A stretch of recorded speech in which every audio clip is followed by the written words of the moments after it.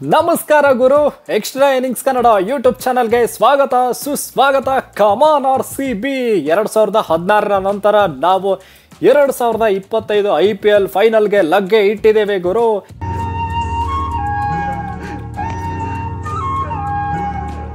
ಏನಂದ್ರೆ ಎಲ್ರಿಗೂ ರಿಮೈಂಡರ್ ಕೊಟ್ಟಂಗಾಯ್ತು, ಎಚ್ಚರಿಕೆಯ ಕರೆಗಂಟೆ. ಯಾರಾದ್ರೂ ಬರ್ರಿ ಗುರು, ಈ ಸಲ ಮಾತ್ರ ನಾವು ಬಿಡೋದಿಲ್ಲಪ್ಪ. ಕಪ್ಪು ಅಂದ್ರೆ ಒಂದೇ ಒಂದು ಮೆಟ್ಲಿದೆ, ಆ ಮೆಟ್ಟಲ್ನ ಹತ್ಬಿಟ್ಟು ಸೀದಾ ಕಪ್ಪನ್ನ ಬಾಚ್ಕೊಂಡು ಬಿಡೋದೆ. ಅಂದರೆ ಕಪ್ಪು ಕಾಣಿಸ್ತಾ ಇದೆ, ಅಲ್ಲೇ ಇದೆ ಅಂತ ನಮಗೆ ಜಸ್ಟ್ ಬಾಚ್ಕೊಂಡು ಬಿಡೋದು ಗುರು. ಅದನ್ನ ಹೆಂಗೆ ಬಾಚ್ಕೋತೀವಿ ಅಂತ ಅದ್ರ ಮೇಲೇ ಡಿಪೆಂಡ್ ಆಗುತ್ತೆ. ಆ ದಿನ ಯಾವ ದಿನ ಅಂತಂದರೆ June 3 ಆ ದಿನ ಹೆಂಗೆ ಆಡ್ತೀವಿ ಫೈನಲಲ್ಲಿ ಅನ್ನೋದೇ ಡಿಪೆಂಡ್ ಆಗುತ್ತೆ. ಸೊ ಆ ಫೈನಲ್ಗೆ ತಲುಪಿರೋ ರೀತಿ ಇವತ್ತು ಹೆಂಗಿತ್ತು ಅಂತಂದರೆ ಮಗುಂದು ಏನು ಗುರು ಅದು ಬೌಲಿಂಗು, ಅದು ಸ್ಪೆಷಲಿ ಹೇಜಲ್ ಗಾರ್ಡ್ ಬಂದಮೇಲೆ ನಮ್ಮದು ಬೌಲಿಂಗು ಒಂಥರ ಡಿಫ್ರೆಂಟಾಗೇ ಇರುತ್ತೆ ಅಂತ, ಡಿಫ್ರೆಂಟಾಗೇ ಕಾಣಿಸ್ತು ಇವತ್ತು ಕೂಡ ಅಂತ. ಅದರಲ್ಲಿ ಸ್ಪೆಷಲಿ ಈ ಮ್ಯಾನ್ ಆಫ್ ದ ಮ್ಯಾಚು ಯಾರ್ಯಾರು ತಗೋತಿದ್ದಾರೆ ಅಂತ ಗೊತ್ತಾಗ್ತಿಲ್ಲ ಗುರು. ಅಂದರೆ ಯಾರು ಒಬ್ಬರು ಡಿಫ್ರೆಂಟ್ ಪ್ಲೇಯರ್ಸೇ ತಗೋತಿದ್ದಾರೆ ಅಂತ. ಸೊ ಈ ಥರ ಟೀಮ್ ಎಫರ್ಟ್ ಇರೋದ್ರಿಂದನೇ ನಾವು ಫೈನಲ್ ಹೋಗ್ಬಿಟ್ವಿ ಗುರು. ಅದು ಪಂಜಾಬ್ ಕಿಂಗ್ಸ್ಗೆ 101 ರನ್ಗೆ ಆಲ್ಔಟ್ ಮಾಡೋದಂದರೆ ಅದು ಪ್ಲೇ ಆಫ್ಸಲ್ಲಿ ಗುರು, ಅದು ಕ್ವಾಲಿಫೈಯರ್ 1ಅಲ್ಲಿ. ಅಬ್ಬಬ್ಬಬ್ಬ, ಹ್ಯಾಟ್ಸ್ ಆಫ್ ಹೇಳಲೇಬೇಕು ನಮ್ಮ ಬೌಲರ್ಸ್ಗೆ. ಸಖತ್ತಾಗಿ ಚಿಂದಿ ಚಿತ್ರಾನ್ನ ಥರ ಬೌಲಿಂಗ್ ಮಾಡಿದ್ರು ಗುರು ಇವತ್ತಂತೂ.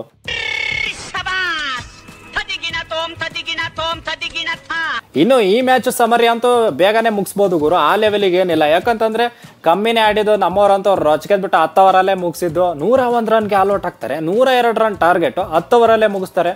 ಬಟ್ ಆದರೂ ಏನಪ್ಪ ಅಂತಂದರೆ ಮ್ಯಾಚ್ ಸಮರಿ ಅಂದರೆ ನಮ್ಮ ಬೌಲರ್ಸ್ ಎಲ್ಲ ಹೆಂಗೆ ಹಾಕಿದ್ರು, ಅವ್ರ ಕಡೆಯಿಂದ ಏನೇನು ತಪ್ಪಾಯಿತು ಸ್ವಲ್ಪ ಅದ್ರ ಬಗ್ಗೆ ಡೀಟೇಲ್ ಆಗಿ ಹೇಳೋಣ ಅಂತ.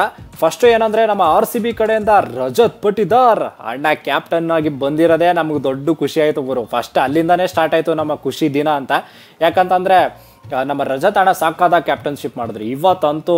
ಅನ್ಬಿಲಿಯಬಲ್ ಅಪ್ಪ. ಯಾಕಂದರೆ ಯಾವ ಟೈಮಲ್ಲಿ ಯಾವ ಬೌಲರ್ಸ್ನ ಹೆಂಗೆ ರೊಟೇಟ್ ಮಾಡಬೇಕು ಅಣ್ಣಂಗೆ ಸೈಕಾಗಿ ಗೊತ್ತಿದೆ ಅಂತ ಅನ್ಸುತ್ತೆ ಗುರು. ಸಾಕಾದಾಗಿ ಮಾಡಿದ್ರು ಇವತ್ತು ಕ್ಯಾಪ್ಟನ್ಶಿಪ್ಪು. ಸೊ ಅವ್ರು ಬಂದಿದ್ದು ತುಂಬ ಖುಷಿ ಆಯಿತು.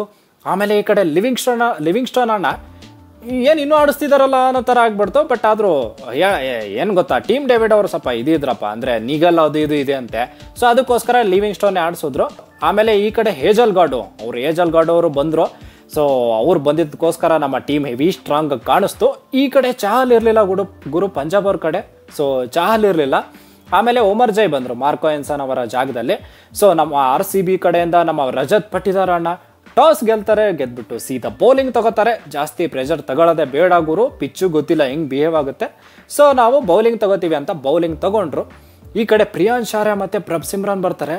ನಮ್ಮ ಪ್ರಿಯಾಂಶ್ ಆರ್ಯ ಅಣ್ಣ ಫಸ್ಟ್ ಓವರಲ್ಲೇ ಒಂದು 4 ಹೊಡೆದು ಗುರು ಯಾಕೋ 200 ಹೊಡೆಯೋಕ್ಕೆ ಬಂದಿದ್ದೀವಿ ನಾವು ಅನ್ನೋ ಥರ ಒಂದು ಏನೋ ಸನ್ನೆ ಕೊಡ್ತಾರೆ. ಬಟ್ ಆ ಸನ್ನೆನ ಉಲ್ಟಾ ಪಲ್ಟಾ ಮಾಡಿದ್ದು ನಮ್ಮ ಯಶ್ ದಯಾಲ್ ಅಣ್ಣ ಬಂದ್ಬಿಟ್ಟು ಪ್ರಿಯಾಂಶ್ ಆರ್ಯನ ಔಟ್ ಮಾಡಿಬಿಡ್ತಾರೆ ಗುರು. ನಮ್ಮ ಕೃಣಾಲ್ ಅಣ್ಣ ಸೈಕ ಕ್ಯಾಚ್ ಹಿಡಿತಾರೆ. ಆಮೇಲೆ ಪ್ರಭ್ ಸಿಮ್ರಾನು 3ನೇ ಓವರಲ್ಲೇ ನಮ್ಮ ಭುವಿ ಅವ್ರಿಗೆ 2 4 ಹೊಡೆದಿದ್ದು. 3ನೇ 4 ಹೊಡಿತೀನಿ ಗುರು, ಹ್ಯಾಟ್ರಿಕ್ 4 ಮಾಡೋಣ ಅಂತ ಹೊಡಿಯೋಕೆ ಹೋದ್ರು. ಅಲ್ಲಿ ತಗಲಾಕೊಂಡ್ಬಿಟ್ರು.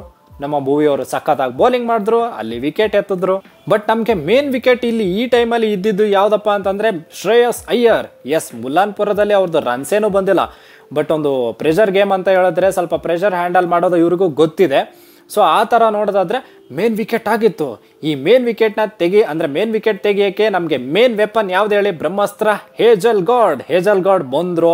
ಆ ಎಕ್ಸ್ಟ್ರಾ ಬೌನ್ಸಿಂದ ಸ್ವಲ್ಪ ಎಕ್ಸ್ಟ್ರಾ ಬೌನ್ಸ್ ಸಿಕ್ತು. ಮುಂದೆ ಹಿಂಗೆ ಕ್ರಾಸ್ ಬ್ಯಾಟಿಂದ ಹೊಡಿಯೋಕೆ ಹೋದ್ರು. ಶ್ರೇಯಸ್ ಅಯ್ಯರ್ ಅವರು ದಬಕ್ ಅಂತ ಔಟ್ ಆಗಿಬಿಟ್ರು. ಸೊ ಅಲ್ಲಿ ನಮಗೆ ಮೇನ್ ವಿಕೆಟ್ ಸಿಕ್ತು. ಅದಕ್ಕಿಂತ ಇನ್ನೊಂದು ಮೇನ್ ವಿಕೆಟ್ ಯಾವುದೋ ಬಂದರೆ ಇಂಗ್ಲೀಷು. ಏನು ಗೊತ್ತಾ ಅಣ್ಣ, ಹೋದ ಮ್ಯಾಚಲ್ಲಿ man of the match. So single handedly ಹಂಗೆ ಏನೋ ಮಾಡಿಬಿಟ್ಟು 6 4 ಎಲ್ಲ ಹೊಡೆದು ಮ್ಯಾಚ್ನ ಉಲ್ಟಾ ಪಲ್ಟಾ ಮಾಡೋ ಪ್ಲೇಯರು. ಸೊ ಇವರನ್ನು ಕೂಡ ಔಟ್ ಮಾಡಿದ್ದು ನಮ್ಮ ಹೇಜಲ್ ಗಾರ್ಡ್ ಅವರೇ ಗುರು. ಸೈಕ್ ಬೌಲಿಂಗ್ ಅಪ್ಪ. ಬೌನ್ಸರ್ ಆಗಿಬಿಟ್ಟು ಔಟ್ ಮಾಡಿಬಿಡ್ತಾರೆ ಸೂಪರಾಗಿ. ಪವರ್ ಪ್ಲೇಯಲ್ಲಿ 6 ಓವರ್ಸ್ಗೆ 48 ಫಾರ್ 4 4 ವಿಕೆಟ್ ಹೋಗಿರುತ್ತೆ. ಇನ್ನು ನೆಕ್ಸ್ಟ್ ಏನೋ ಹಂಗೋ ಮಾಡ್ತಾರೆ, ಬ್ಯಾಟ್ಸ್ಮನ್ಸ್ ಎಲ್ಲ ಹೆವಿ ಇದ್ದಾರೆ ಇವ್ರ ಕಡೆ ಅಂತ ಅಂದ್ಕೊಂಡ್ರೆ ಈ ಕಡೆ ನೆಹಾಲ್ ವದೇರಾ ಗುರು ಅಣ್ಣನೂ ಸ್ವಲ್ಪ ಹಿಂಗೆ ಪುಷ್ ಮಾಡೋಕೆ ಹೋಗ್ತಾರೆ, ಬಾಲ್ಗೆ ಹೊಡೆಯೋಕ್ಕೆ ಹೋಗ್ತಾರೆ ಒಂದು ಲೆವೆಲ್ಗೆ. ಬಟ್ ಎಷ್ಟೇ ಅಲ್ಲ ಅವರು ಬಕ್ಕಂತ ಬ್ಯಾಟಿಗೆ ತಗಲ್ಬಿಟ್ಟು ಬೋಲ್ಡ್ಗೆ ಸ್ಟಂಪ್ಗೆ ಹತ್ಬಿಡುತ್ತೆ. ಸೊ ಔಟ್ ಆಗ್ತಾರೆ ನೆಹಾಲ್ ವದೇರಾ ಅವರು. ಅಲ್ಲಿಂದ ಸ್ಟಾರ್ಟ್ ಆಗೋದು ಯಾರ್ದು ಗೊತ್ತಾ, ಕರಾಮತ್ತು ನಮ್ಮ ಸುಯೇಶ್ ಅಣ್ಣ. ಸುಯೇಶ್ ಅಣ್ಣಂದು ಕರಾಮತ್ತು ಅಲ್ಲಿಂದ ಸ್ಟಾರ್ಟ್ ಆಗುತ್ತೆ.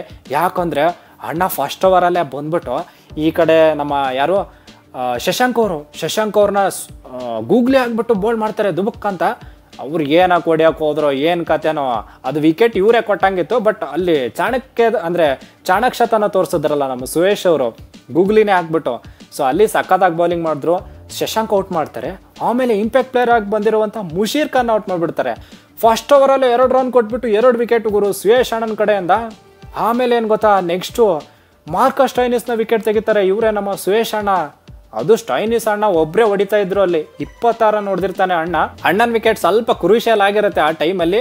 ಆ ವಿಕೆಟ್ನ ತೆಗಿತಾರೆ ನಮ್ಮ ಸುರೇಶ್ ಅವರು. ಅದಕ್ಕೆ ಮ್ಯಾನ್ ಆಫ್ ದ ಮ್ಯಾಚ್ ಆಗ್ತಾರೆ ಗುರು. ಆ ಥರ ಸೈಕ್ ಬೌಲಿಂಗ್ ಮಾಡಿದ್ರು. 17 ರನ್ನು ಕೇವಲ ಕೊಟ್ಬಿಟ್ಟು 3 ವಿಕೆಟ್ ಕ್ರೂಷಿಯಲ್ ವಿಕೆಟ್ಸ್ ತೆಗಿತಾರೆ. ಸೈಕಾಗಿ ಬೌಲಿಂಗ್ ಮಾಡಿದ್ರು. ಆಮೇಲೆ ಕೊನೆಯಲ್ಲಿ ಇದ್ದಿದ್ದೆ ನಮ್ಮ ರೊಮಾರಿಯಾ ಶೆಫರ್ಡ್ ಕೂಡ 1 ವಿಕೆಟ್ ತೆಗೆದ್ರು. ಆಮೇಲೆ ಈ ಕಡೆ ನಮ್ಮ ಹೇಜಲ್ಗೌಡ್ ಲಾಸ್ಟಲ್ಲಿ ಓಮರ್ ಜೈನ ಲಬಕ್ಸ್ವಾ ಅಂತ ವಿಕೆಟ್ ತೆಗೆದೇ ಬಿಟ್ರು ಗುರು. ಕೊನೆಯಲ್ಲಿ 101 ರನ್ಗೆ ಆಲ್ ಔಟ್ ಮಾಡಿಬಿಡ್ತಾರೆ. ಇದು ಪ್ಲೇ ಆಫ್ಸ್ ಅಲ್ಲಿ 3rd joint lowest team score ಇದು. 101 ರನ್ನು.